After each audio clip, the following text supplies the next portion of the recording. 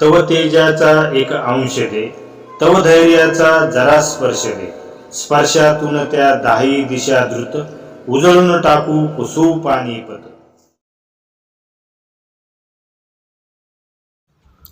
जय शिवराय मित्रांनो, मी शिवव्याख्याता मधुकर बोडके आणि आपण वाचतोय डॉक्टर राज जाधव लिखित बहिर्जी नाईक ही कादंबरी. कथेचे निवेदक आहेत जिवाजी. ठरल्या दिवशी नियोजनाप्रमाणे राजांनी फौज बाहेर काढली. फौजेत खुद्द राजांबरोबर सरसेनापती नेतोजी काका होते. तानाजी, यशाजी, कुर्तोजी गुजर, संताजी बोबडे, बापूजी मुदगल देशपांडे, नारो बापूजी इत्यादी मोठमोठे सरदार होते. असे असताना यापैकी कोणालाही आपण नेमके कुठे चाललो आहोत हे माहीत नव्हते. त्र्यंबकेश्वर ओलांडून जाईपर्यंत आपण अहमदाबादेला शहाजादेच्या मदतीला चाललो आहोत असे सर्वांना वाटत होते. संपूर्ण फौज राजे औरंगजेबाच्या मदतीला जात आहेत हे ऐकून खट्ट झाली होती. आऊसाहेबांना सुद्धा महाराजांनी निघायच्या काही दिवस आधी खरी मोहीम सांगितली होती. कारण राजांना माहीत होते या मोहिमेचे सत्व त्यांच्या गुप्ततेत आहे. त्र्यंबकेश्वर पार केल्यावर राजांनी फौजेला उत्साह देण्यासाठी मोहिमेची सच्चाई सांगितली. हे ऐकल्यावर मात्र फौजेमध्ये एक वेगळाच उत्साह संचारला. त्यांची गती दुप्पट झाली. वाटेत आम्ही मागून आणि आमच्या मोहिमेचे खोटे कारण पुढे जात होते. मराठ्यांचा राजा शहजाद्याच्या युद्धाच्या वाटेकरी होणार हे ऐकल्यावर मात्र आम्हाला कुठेच विरोध झाला नाही. फौज निर्दोषपणे पुढे जात होते. ज्या शिवाजीराजांना हे लोक डोंगरातला चोर लुटारू समजत होते तो इथून अशा हम रस्त्याने जाईल आणि बादशहाची सोन्याची लंका लुटून आणील याचा विचार कधीच मनाला सुद्धा शिवला नसावा. 300 मैलाचे अंतर फौजेसहित पार करून जायला आम्हाला जास्त दिवस लागले नाहीत. प्रत्येक 2-4 मुक्कामात किसने आणि माणिक सुरतची बातमी आम्हाला आणि आमची बातमी सुरतला पोचवित होते. कुठे काही बदल होत नव्हता. विठोजी आणि विश्वास यांची बाजू अगदी जोमाने पार पाडित होती. आमची फौज सुरतपासून अगदी 3-4 मैलावर म्हणजे घनदेवीच्या जवळजवळ आली. शिवाजी सुरतेवर चालून येणार आहे ही अफवा इनायत खानच्या कानावर पडली असावी. परंतु मगरूर इनायत खानला त्या बातमीवर विश्वास बसला नाही. त्यात आमच्या छावणीच्या अवतीभोवती फिरून गेलेले हेराने जो आला आहे तो शिवाजी नसून कोणीतरी मराठा सरदार अहमदाबादला शहजाद्याच्या भेटीला जात आहे असे सांगितले. कारण राजांच्या आदेशानेच मराठ्यांच्या छावणीत तसे वातावरण तयार करण्यात आले होते. आमच्यावर पाळत ठेवून खबर घेऊन जाणारा हेर सुद्धा त्याच्या राजांना तीच बातमी पोचत होता जी आम्हाला त्याला पोचवायची होती. त्यामुळे इनायत खान शांत होता. तरीही सुरतेत नुसत्या अफवेने गोंधळ उडाला होता. इंग्रज डच अधिकारी सुरतेचे मोठमोठे व्यापारी इनायत खानकडे जाऊन त्याला सावध करीत होते. कित्येक घाबरलेले लोक तर सुरत सोडून निघूनही गेले. सुरतेत माजलेली ही दुही पाहिली आणि इनायत खानने आपला एक जासूस राजांकडे पाठवला आणि त्याच्याकडे संदेश दिला. तुमच्या सुरतेजवळ येण्याने सुरतेत अफवांचे पीक उगले आहे आणि लोकांमध्ये प्रचंड गोंधळ उडाला आहे. तरी आपण सुरतेच्या जवळ न येता दुरूनच पुढे अहमदाबादला निघून जावे. इनायत खान इतका मूर्ख होता की दारात आलेल्या शत्रूला तो मित्र समजून सल्ला देत होता. राजाने आता आपला हेतू जग जाहीर करायचे ठरवले आणि इनायत खानच्या जासुदालाच कैद करून ठेवले. दुसऱ्याच दिवशी आम्ही बुरानपूर वेशीवर येऊन दाखल झालो. स्मशानभूमीपासून शहा बेगम बागेपर्यंत आमचा मजबूत तळ पडला. तळावर राजांसाठी एकच तंबू असणार होता. बाकी आम्ही सर्वजण उघड्यावर राहणार होतो. शाही राहुट्या आणि शामियाने मराठ्यांना कधीच भावले नाहीत आणि मराठ्यांच्या वेगाला ते साजेसे नव्हते. राजांनी थोडाही विलंब न करता बुधवारी सकाळी इनायत खानला धमकी वजा पत्र पाठवून दिले. बहिर्जी होरा, हाजी कासम, हाजी जहीद बेग या सुरतेच्या 3 मोठ्या व्यापाऱ्यांनी इतर सर्वांच्या वतीने जातीने आमच्यासमोर येऊन खंडणी ठरवून घ्यावी, नाहीतर संपूर्ण शहर आगीच्या आणि तलवारीच्या भक्ष्यस्थानी पडेल. महाराजांनी हे पत्र पाठवले ते फक्त इनायत खानला आणि इतर लोकांना घाबरवण्यासाठीच, नाहीतर राजे इतक्या दूर फौज घेऊन खंडणीचा अल्पशी रक्कम घ्यायला बिलकुल आले नव्हते. आणि जे झाले ते सुद्धा राजेंच्या मनासारखे नव्हते. इनायत खानने कसलेही उत्तर पाठवले नाही. राजे आपली चाल खेळून मोकळे झाले होते. आता सुरत मनसोक्त लुटण्यासाठी त्यांना कोणीही अडू शकणार नव्हते. संध्याकाळपर्यंत इनायत खानच्या काही निरोप आला नाही तसे महाराजांचे आदेश सुटले. बुधवारी संध्याकाळी सुरतेत 1-2 ठिकाणी आगीचे लोळ उठलेले सर्व सुरतकरांनी पाहिले. संपूर्ण सुरत भीतीने थरथर कापू लागली. बुधवार संध्याकाळी काही लूट घेऊन मराठे तळावर आले. राजांनी त्या रात्री सर्व मनसुबे बोलून दाखवले. प्रत्येकाला जिम्मेदारी वाटून दिली. फौजेच्या 3 तुकड्या केल्या आणि प्रत्येक तुकडीसोबत एक हेर दिला. प्रत्येक तुकडीसोबत 1,500 सैनिक होते आणि तळावर राजांसोबत 2,000 मराठे आणि मजूर तैनात राहणार होते. त्यातील बरेच मावळे मजुरांच्या मदतीने आलेली लूट यथायोग्य भरून ठेवणे, त्याची वेळोवेळी वर्गवारी करणे यासाठी नेमले होते. गुरुवारचा दिवस उजाडला. राजांचे हुकूम सुटले. यादीत असलेल्या लोकांच्या घरावर प्राथमिक देऊन धाडी घाला. आडवे येईल त्यांना समज द्या आणि त्यावरही नाही ऐकले तर मात्र कोणाचीही गय करू नका. प्रतिकार करणाऱ्यांना मराठ्यांची ताकद दाखवून द्या. जा आणि सुरत बेसुरत करून या. राजांचा आदेश सुटला आणि आमच्या सर्व तुकड्या बेफाम उधळत सुरतेकडे धावल्या. मी नायकांच्या तुकडीकडे राहून त्यांना सोबत करणार होतो. राजांच्या तुकडीसोबत संताजी बोबडे यांची 1,500ची तडफदार फौज होती. संताजी म्हणजे साक्षात पराक्रम, कडवट मराठा, नेतोजी काकांच्या तालमीत तयार झालेला जणू दुसरा नेतोजीच. नाईक सांगा कुठल्या घरावर घोडी मिरवायची ते. संताजी बोबडे अगदी त्याच तडफेने नायकांना विचारत होते. संताजी आधी लाल टोपीकरांना भेटून येऊ, जरा जुना हिशोब चुकता करायचा आहे. नाईक बोलले. तुम्ही म्हणता तसं नाईक, असे म्हणून संताजीने आपल्या फौजेला मागून येण्याची इशारत केली आणि आमची तुकडी चौटाप सुरतेच्या दिशेने उधळली. इंग्रजांच्या वखारीसमोर आम्ही येऊन थांबलो. इंग्रजांची ती जवळपास 2 एकरभर पसरलेली वखार मी यापूर्वी कित्येकदा पाहिली होती. नायकाने आपली करडी नजर त्या वखारीवरून फिरवली.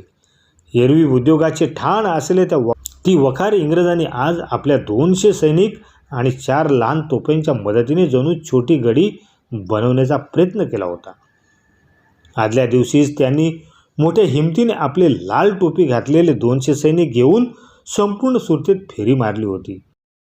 त्याला ते रूट मार्च का काहीतरी म्हणत होते. आम्ही शिवाजीला घाबरलो नाही, तुम्ही सुद्धा घाबरू नका असेच त्यांना सांगायचे होते.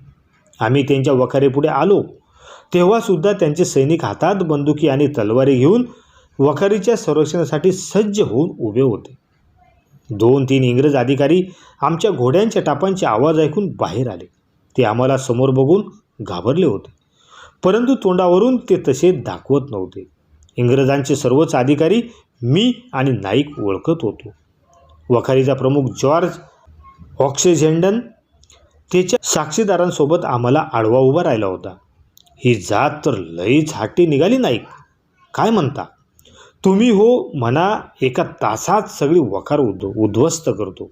संताजींनी त्यावेळी नायकांना होकार दिला असता तर त्यांनी सुरतेत इंग्रज औषधाला सुद्धा शिल्लक ठेवला नसता, हे आम्ही चांगले ओळखून होतो.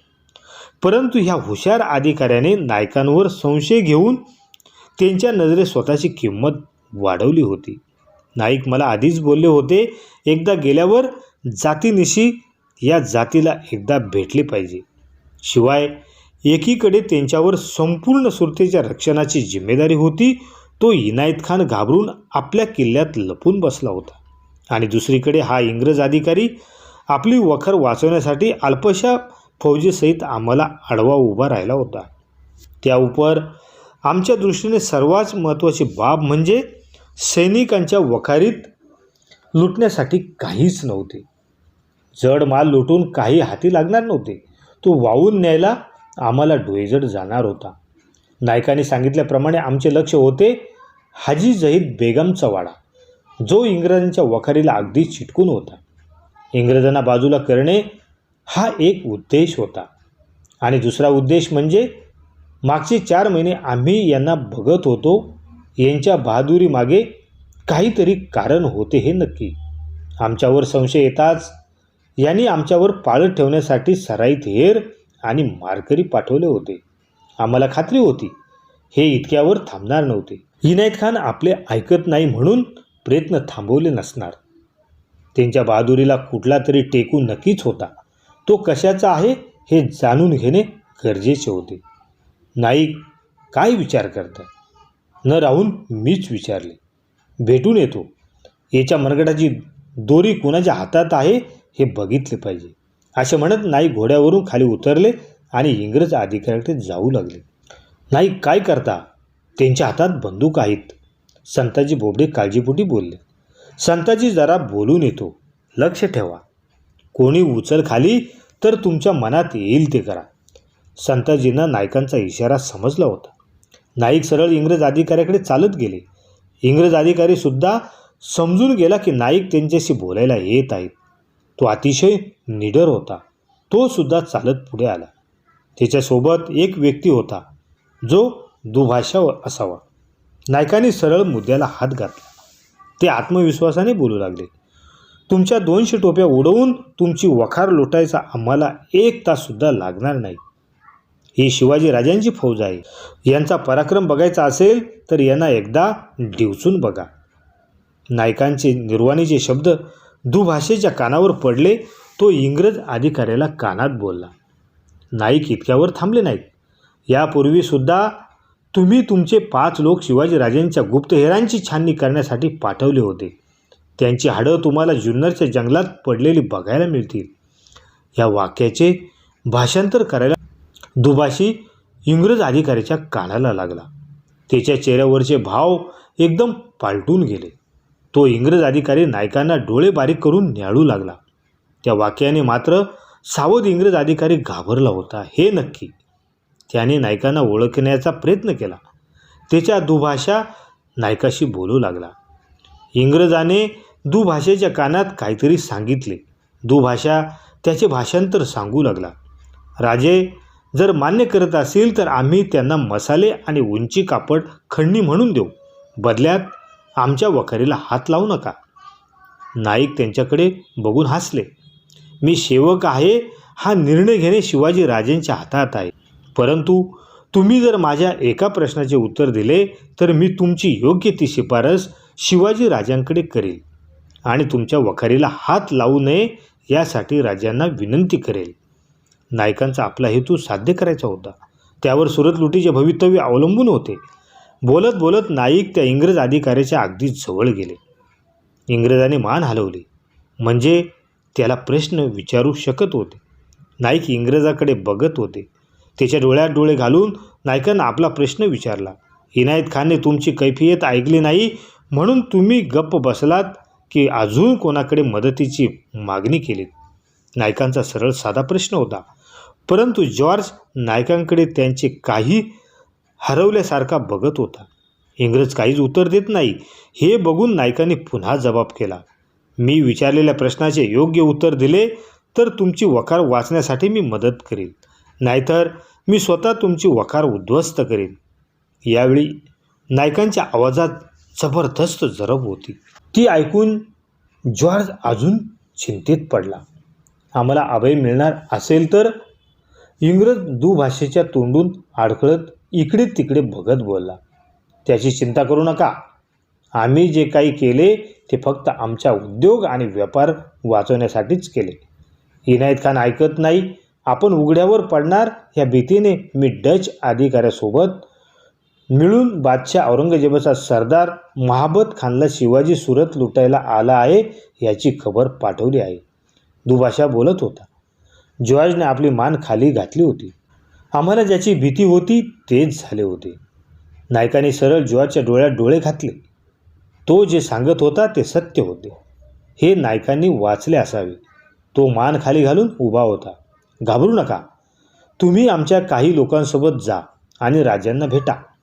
तुमच्या वकारीसाठी राजांकडे मी शिफारस करेल आणि फक्त तुमच्याच, बाकी हाजी जहीद बेगमच्या मालाला लागलेली खंती आणि आग तुम्ही मूग गिळून गप्प राहून बघायची. तुमची जुनी दुस्ती विसरून.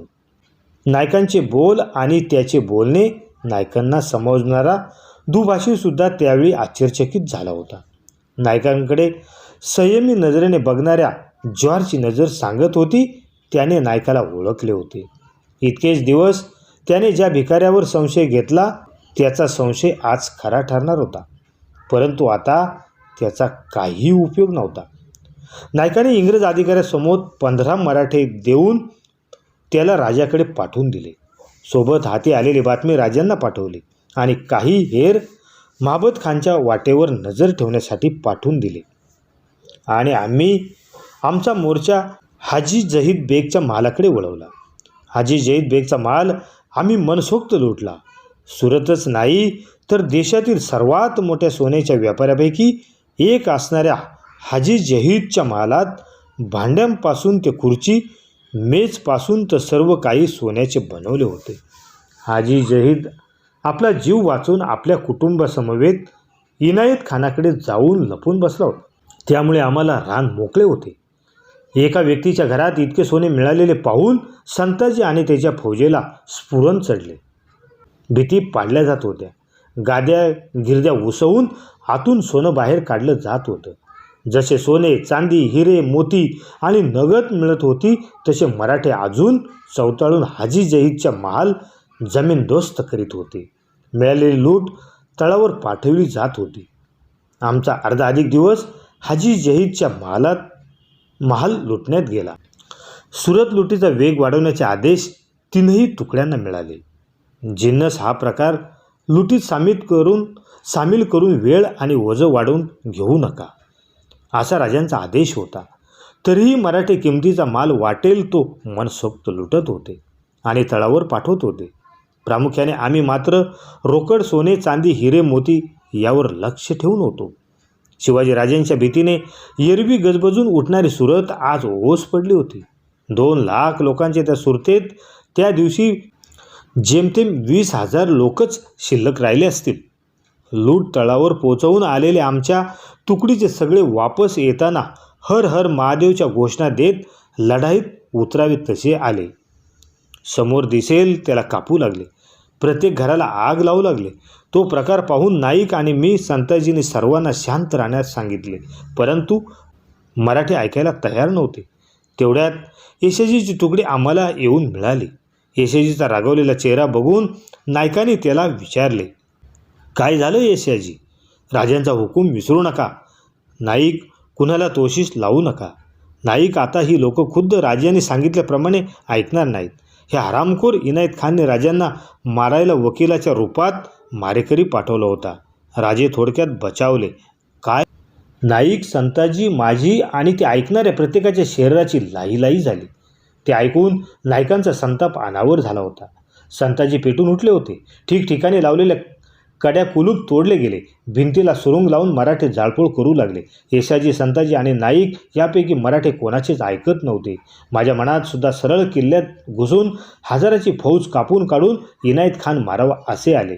परंतु सर्वांनीच संयम सोडून चालणार नव्हते. त्यात नाईक संयमी दिसत होते. त्याचे कारण होते राजे सुखरूप होते. सुरतेच्या मोहिमेच्या तयारी करण्यासाठी आम्ही जेव्हा 5 महिन्यापूर्वी सुरतेकडे निघालो होतो तेव्हा नायकांना पुढे पाठवण्याचे एक कारण राजांनी जे सांगितले होते ते असे की सुरतेत गोरगरिबांना तोशिष लावू नये. निरपराध लोकांचे आपल्याकडून चुकूनही देखील शासन होऊ नये. नाहीतर आपल्यामध्ये आणि मुघलांमध्ये काहीच फरक राहणार नाही. त्या परिस्थितीत सुद्धा राजांचे ते वाक्य नाईक विसरले नाहीत असेच वाटत होते. मी नायकांच्या चेहऱ्याकडे बघून त्यांच्या संयमाला जोड देण्याचा प्रयत्न करीत होतो. तेवढ्यात मी पाहिले नायकांचा घोडा आपल्या काहीही न सांगता बेफान उधळू लागला होता. मी, संताजी आणि आमच्या सर्व फौजेने ते पाहिले. नाईक रागाने बेफाम तर झाले नाहीत ना. नाईक आता तर शांत होते, सर्वांना शांतीचे आवाहन करीत होते. मग अचानक येऊन नायकांचा घोडा थांबला. आम्ही त्यांच्या मागे थांबलो. मी तो परिसर, ती गली ओळखली, जी जेनी आजीची गल्ली होती. मराठे बेपान होऊन दिसले. त्याला मारीत आहेत हे कळल्यावर नायकांनी ही वस्ती आठवली असावी आणि ह्या लोकांना काही तोशीस लागू नये म्हणून नाईक इतक्या भरधाव वेगाने जेनी आजीच्या गल्लीत आले होते. त्या उपेक्षितांच्या गल्लीत आम्ही शिरलो तेव्हा सगळीकडे त्यांची धावपळ सुरू होती. एक पाय नसलेली जेनी आजी आपल्या नातवाला घेऊन कुठेतरी जाण्याचा विचार करीत होती. प्रत्येकजण आपल्यावर मोठे संकट कोसळणार आहे म्हणून घाबरून गेले होते. आमचे घोडे तिथे आल्यावर सर्वजण आपापल्या घरात जाऊन लपून बसले. संताजी आणि आम्ही सर्वच नायकांच्या मागून तेथे आलो. संताजी नायकांच्या बाजूला आपला घोडा थांबवत बोलले, फकीरांच्या गल्लीत घेऊन आलात नाईक, इथे काय मिळणार? कीर्ती मिळणार संताजी आपल्या राजांना. चंद्रसूर्य असेपर्यंत कधीही पुसताना येणारा लौकिक मिळणार. इतिहास या सुरत लुटीची नोंद करून ठेवेल. परंतु चुकूनसुद्धा कोणाची हे सांगण्याची हिंमत होणार नाही की शिवाजी राजांनी कुठल्याही गरिबाला त्रास दिला किंवा शोषितांचे शोषण केले. नायकांना काय म्हणायचे होते ते संताजी सहित आम्ही सर्व समजून गेलो. मी बैरजीसोबत लहानसा मोठा झालो होतो, परंतु पुढच्या काळात मी नायकांसोबत जसजसा वाढू लागलो तसे नाईक माझ्या नजरेत मोठेच होत गेले क्रमशः. आणि हे विचारच घडवतील या संवेदनशील मनात क्रांती. राजे आहोत आम्ही, पण हात जोडून विनंती करतो, वेळ गेलेली नाही, जागे व्हा आणि आपल्या धमन्यांमध्ये जागवा मर्द मराठ्यांचं सळसळतं रक्त. अरे कोण होते माझे मावळे? ही सर्वसामान्य जनता. मी त्यांना अभय दिलं आणि त्यांनीच स्वराज्य घडवलं. माझ्या लेकरांनो, ही तीच वेळ आहे जशास तसं वागायची, महाराष्ट्र घडवण्याची, पुन्हा स्वराज्य स्थापन करण्याची. आम्ही रायरेश्वराच्या मंदिरात शपथ घेतलेली, तुम्ही शपथ घ्या.